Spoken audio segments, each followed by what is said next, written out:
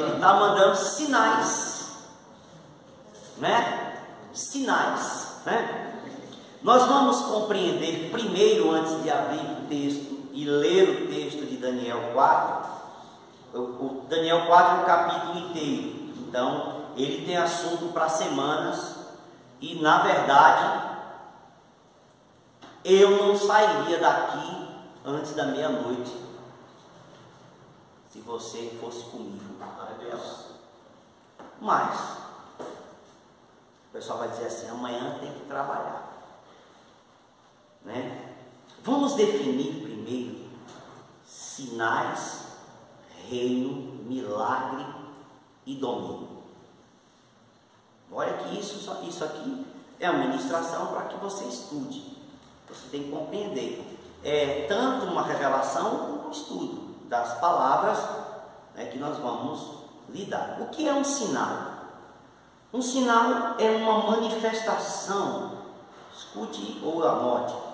O sinal é uma manifestação que nos permite perceber ou discernir um evento, uma pessoa, uma passagem de algo ou a presença de alguém.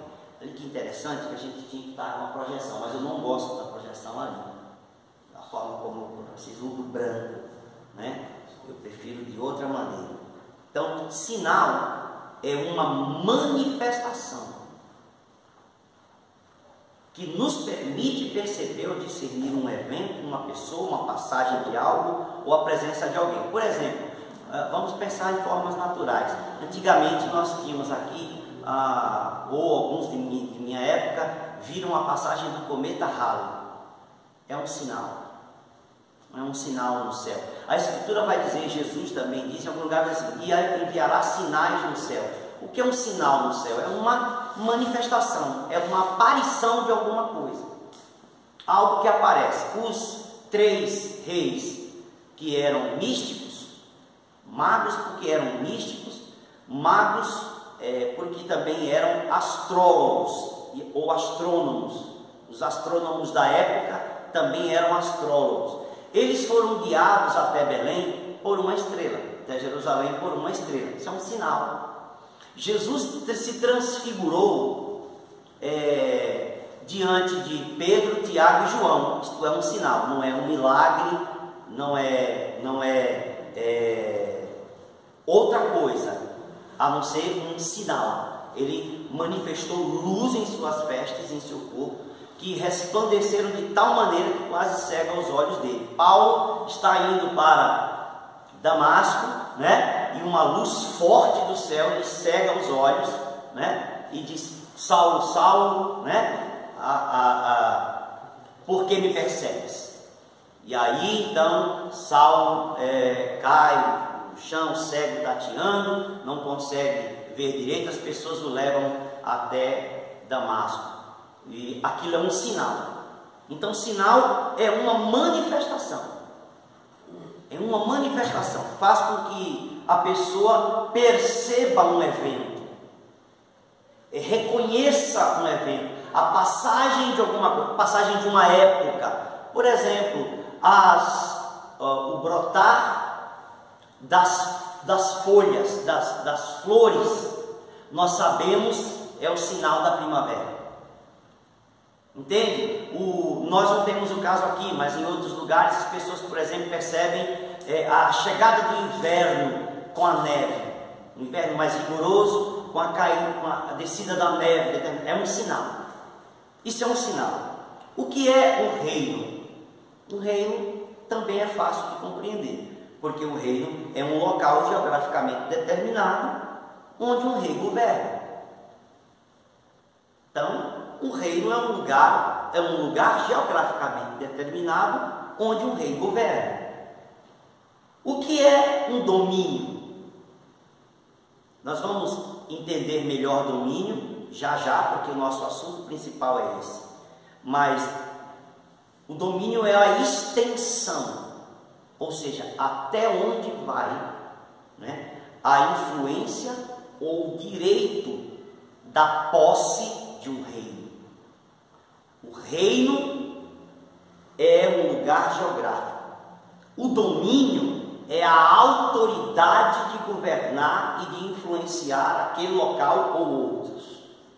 Então, o reino fala o reino fala do governo sobre um local, e o domínio fala da autoridade da posse, que lhe dá o direito daquele local. E o milagre.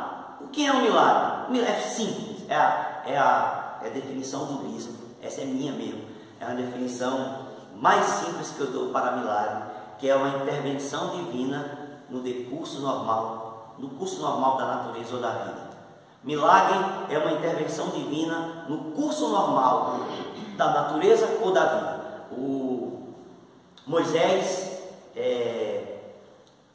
põe o cajado no mar e o mar se abre. Aquilo é um milagre, né? O Eliseu deixa a capa cair. Eliseu pega a capa de Elias e bate a capa no Rio Jordão. O Rio Jordão se abre. Ali é um milagre, né? O Lázaro vem para fora depois. O natural, normal da natureza é que o corpo morto entre em decomposição. A intervenção divina vem e reverte o estado de decomposição para um estado de vida plena. O curso normal da natureza seria a morte e a decomposição, e a intervenção de Deus vem e traz a vida de novo. Isso é um milagre, né? Tanto cura como milagres procedem, usam o mesmo material, vamos dizer assim, espiritual. Seja cura, seja milagres, estão operando no mesmo ambiente, com o mesmo material. A cura de alguma maneira também está revertendo processos naturais, né? Revertendo processos que naturalmente levariam à morte ou ao enfraquecimento. A mulher do fluxo de sangue está adoecida, está com uma doença crônica, ela toca em Jesus pela fé e aquilo, o poder vem, entra no corpo dela e reverte a situação dentro do corpo dela. Aquilo foi uma cura, mas também é um milagre. Então, cura e milagre usam o mesmo material genético, espiritual, se posso falar assim, me permitam espiritualizar a esse ponto. Então, um sinal é uma manifestação que nos permite reconhecer alguma coisa, a passagem de alguma coisa, de alguém, ou a presença de alguém. Um vulto é um sinal. Aquilo que falamos na sexta-feira passada, usamos aqui, domingo pela manhã, eu usei aqui um texto de Jó, para os que estavam aqui comigo domingo de manhã, e falamos sobre o vulto que arrepiou o corpo do amigo de Jó. Então, em Jó 14, né? Então, se eu não me engano. Então, aquilo é um sinal, né? Uma visão normalmente acaba sendo um sinal. As visões acabam sendo sinais de que Deus vai fazer alguma coisa. O reino é um lugar geograficamente sob o controle de um rei. O domínio é a extensão e o direito da posse, da propriedade daquele lugar ou de um reino, ou de um indivíduo, de uma pessoa. E o milagre é uma intervenção divina no curso normal da natureza ou da vida. Ele reverte o processo natural, né? O rio corre para o mar. Quando Deus para o rio, então o curso normal da natureza foi impedido, né? É natural que o rio, é natural que o mar mantenha-se de forma comumente fazendo suas ondas. Quando Moisés vem e abre o mar e divide o mar em dois, aquilo é um milagre que acontece, porque não é natural aquilo. No entanto, nós precisamos, depois a gente vai ver isso direito, não hoje, nós vamos ver isso. Há uma diferença. Jesus ele opera nesses quatro níveis, e é interessante perceber o domínio em Jesus. O domínio é algo fantástico, porque o domínio em Jesus não fala apenas da posse. O domínio em Jesus fala de uma extensão tremenda da sua autoridade. O domínio não pode ser traduzido apenas em português como posse de uma propriedade. Embora seja naturalmente isso, o domínio também é uma influência muito grande sobre elementos da natureza. E Jesus tem domínio a ponto de mudar a natureza das coisas. Isso não é milagre. Quando Jesus transforma a água em vinho, não é um milagre. É domínio. Quando Jesus anda sobre as águas, não é um milagre, é o domínio. Ele está exercendo domínio. não está exercendo o poder de milagre. Então, por que nós temos que compreender essas coisas? Para que a gente possa andar melhor pela fé. O que eu tenho dito, nós ficamos como igreja, de um modo geral, preguiçosos para as coisas sobrenaturais. Muito preguiçosos. A igreja não vê mais sinais como via. E eu tenho dito, já disse aqui, inclusive o pastor Felipe recentemente, eu falei assim, embora o worship, a adoração, produza experiências na igreja de hoje, as pessoas têm muita experiência no worship, na adoração, mas não passa disso. Virou uma espécie de droga, como uma droga mesmo, um vício. As pessoas precisam estar sempre no worship, sempre na adoração. Se elas não estiverem naquele ambiente, elas não têm experiências com Deus. E a experiência é na música. A experiência tem sido emocional. Isso é bom, mas esse não é para ficar aí. Ela tem que, eu tenho dito para o pastor Felipe, tem que ultrapassar a experiência do worship. O momento de você estar aqui em culto, adorando, se quebrantando, receber experiências de Deus, beleza. Aqui a experiência normalmente é emocional, a pessoa se quebranta, chora, sorri, etc e tal, deita no chão, se for o caso, se ajoelha, né? Sente a presença do Espírito, chora bastante, fala em línguas, tal, mas sai daqui, secou. Então é uma experiência de worship, mas é uma experiência muito localizada, momentânea, e isso é como um vício. Nós precisamos ultrapassar isso, ter a experiência no worship, na adoração, ter a experiência no culto da presença, desfrutar da presença, ser quebrantados pela presença, mas precisamos sair daqui, né, com a consciência de que carregamos a presença.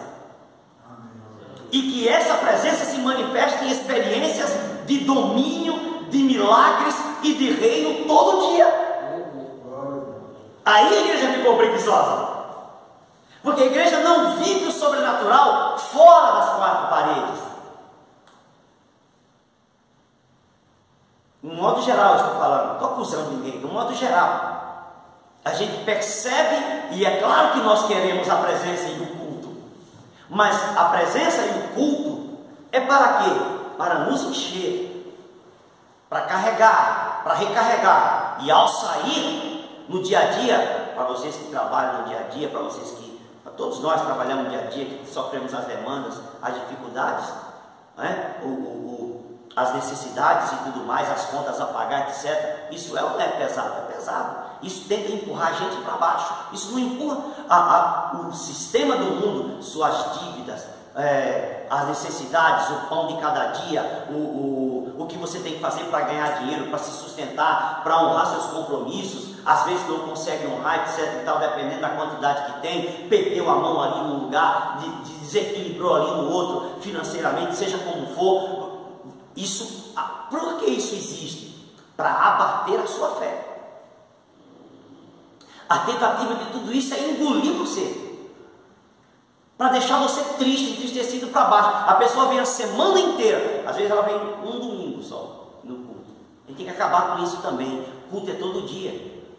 Se não é no templo, em algum lugar, ou seja, na casa, na célula, ou no jovem, seja no culto, é todo dia. E se minha igreja não tem culto, não vou para outra, mas se a minha igreja não tem culto hoje, eu vou ouvir alguma mensagem, alguma coisa, minha igreja tem, no caso o bispo, minha igreja, seja como for, tem uma série de mensagens, eu vou ali rever uma mensagem, eu vou reestudar alguma coisa. Ele fez tem um monte de vídeo, tem um monte de coisa no Facebook, no YouTube, etc. O material tem rico, Casa de Sabedoria, Blogspot, tem um monte de material, tudo disponível, blog disponível à disposição total da pessoa. No mínimo naquele dia, se não tem um culto, ele deveria ouvir alguma mensagem. Não digo de outros pastores, também não estou querendo aqui fechar o cerco, nada disso. Não digo de outros pastores, não digo de outras igrejas.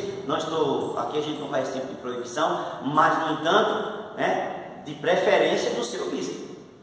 Ele produz muito material para você ficar ouvindo um monte de gente compartilhando coisas dos outros, enquanto você não compartilha do seu próprio pastor. Então tem alguma coisa errada. Banner tem milhares de banners meus.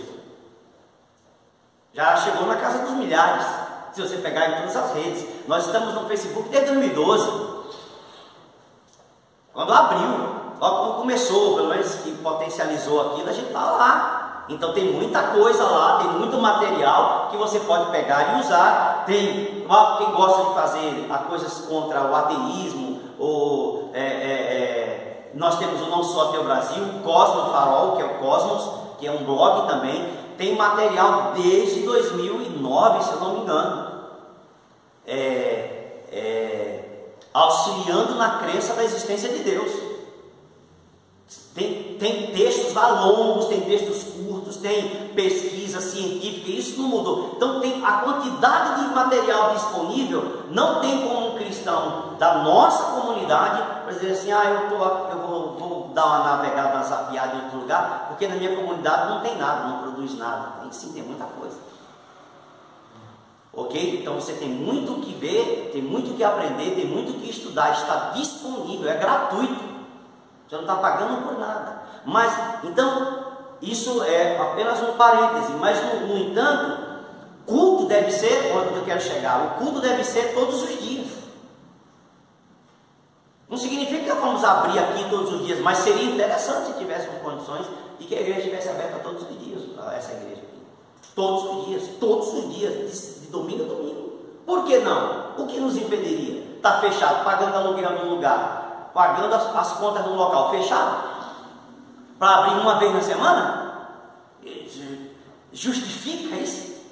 Né? Ou então, agora vem, a pessoa está lá com toda essa demanda que eu acabei de falar para você do dia a dia, das contas, não sei o que, parará, estudo, tal, você tem que fazer, seus projetos de vida. Aí você vem uma vez na semana no domingo. Será que no domingo você consegue de fato se desprender de toda essa coisa que grudou em você, na sua mente? Em uma horinha aqui, 1 hora, 2 horas, será que você consegue se desprender disso para poder adorar a Deus? É claro que não vai conseguir lidar, porque está tão para baixo, foi tão empurrado para baixo, tão empurrado para o problema, tão empurrado para a falta de fé, foi tão pisado por ideologia, por não sei o que, por um monte de coisas a semana todinha. Chega no domingo, você vai dizer assim, nós precisamos andar em domínio.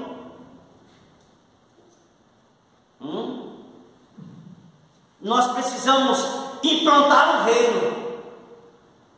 Tá? Entende?